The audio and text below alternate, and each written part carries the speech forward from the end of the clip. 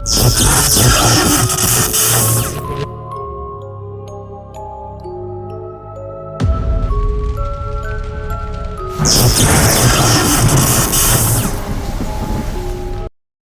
Lahab, yang bernama asli Abdul Uzza bin Abdul Muthalib, adalah seorang pemimpin suku Quraisy, bangsa Arab yang mendiami kota Makkah.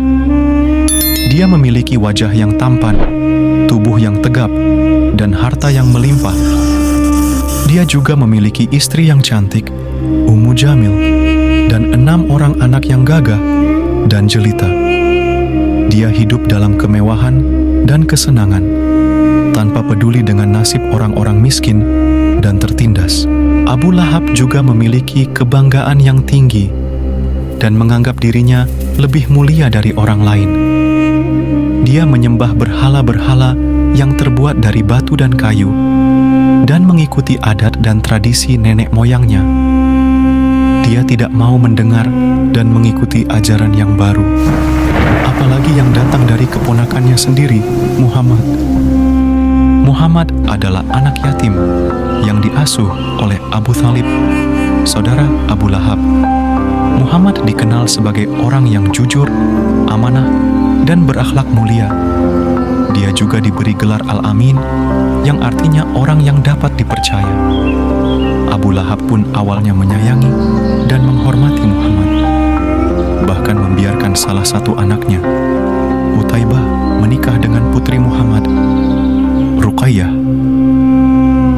Namun, semua itu berubah ketika Muhammad diangkat menjadi nabi dan rasul Allah yang membawa risalah tentang tauhid, yaitu pengesaan Allah, dan akhirat, yaitu kehidupan setelah mati.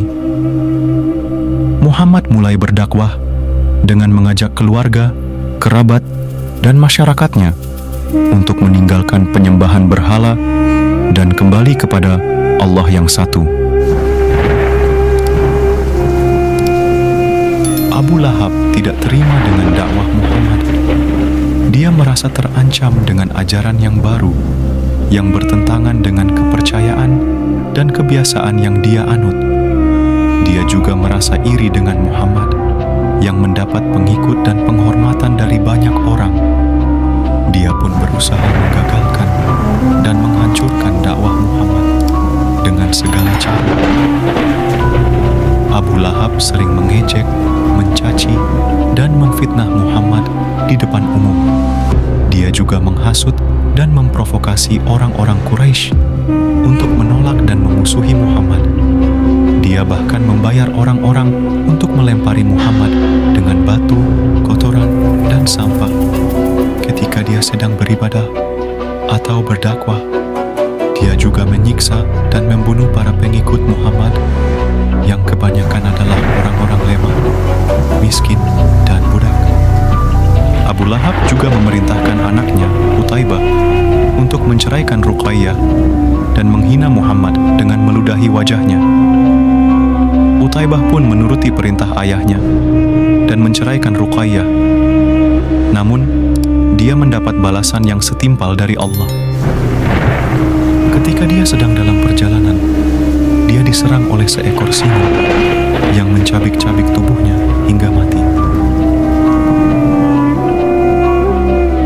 Allah pun menurunkan surah Al-Lahab yang merupakan pengutukan dan ancaman bagi Abu Lahab dan istrinya, Ummu Jamil.